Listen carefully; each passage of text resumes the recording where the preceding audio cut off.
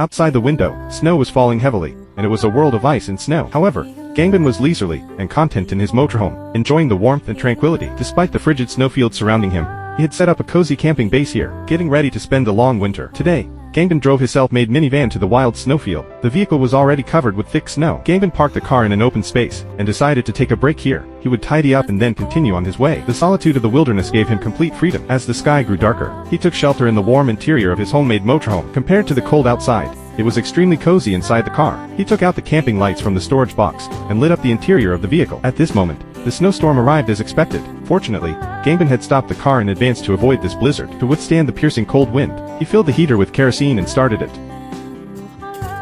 Instantly, the motorhome became warm. Even so, he still needed to ensure the air circulation inside the car. With the heater on, the temperature difference between the inside and outside of the vehicle was obvious. To ensure privacy, Gangbin covered the surrounding windows with thermal insulation cotton. This not only effectively reduced heat loss, but also decreased the interference of outside noise. Even the front windshield of the vehicle was completely covered, making this small motorhome a private and warm haven. Although the space in the small vehicle was not large, the effect of the heater was remarkable. It was more than 10 degrees below zero outside, but the temperature inside the car had risen to over 30 degrees. Gangbin took off his thick coat and prepared to make a seafood crab stick hot pot for tonight. After heating the casserole, he put in tofu, vegetables, codfish one by one, added fresh crabs and delicious soup ingredients, and waited for the heater to cook the hot pot. After a while, the steaming hot pot was ready. With the fresh seafood, having such a luxurious dinner alone, Gangbin felt extremely comfortable. The soup was filled with the delicious aroma of crabs and codfish. With a small drink added, the whole hot pot became even more delicious. After eating and drinking, he started to tidy up to avoid attracting unnecessary trouble with the smell. At this time, through the window,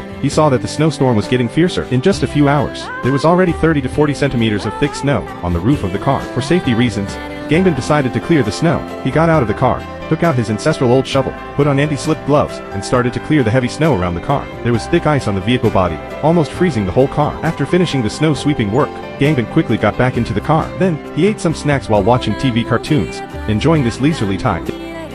It was late at night. Gangbin took out the sleeping bag and transformed the motorhome into a comfortable bedroom. To get through this cold night, he lit a faint candle, hid in the warm sleeping bag, scrolled through his phone a little, and soon fell asleep. The next morning, Gangbin woke up in the early morning sunlight. The temperature outside had dropped to 0 degrees, and it was still cold inside the car. Fortunately, the snowstorm had stopped during the night, and Gangbin had a very peaceful sleep. After waking up, he saw the distant snow-capped mountains shining with golden light under the sunlight. Waking up alone in such a scenery had a unique flavor. However, his beloved car had been frozen by ice and snow, and it was not easy to drive away.